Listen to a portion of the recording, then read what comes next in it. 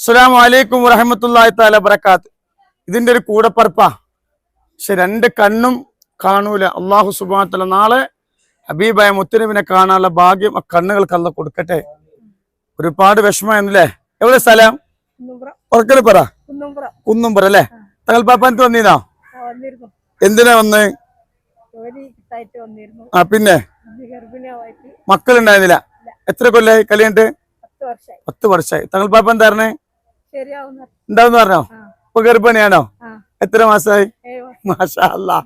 അള്ളാഹു നല്ല സ്വാലിഹായ ഒരു കുട്ടി അള്ളാഹു തരട്ടെ ഇൻഷാ അല്ലാഹ്. സലാത്തിന്റെ പവർ ഉണ്ട്. ഇത് അള്ളാഹ് തന്ന നിഅമത്താണ്. ഇത് ഇങ്ങോട്ട് ഇറങ്ങി വരാൻ പറ്റൂല, സ്റ്റെപ്പ് ഇറങ്ങി വരാൻ പറ്റൂല. കോട്ടക്കലാണുള്ളത്.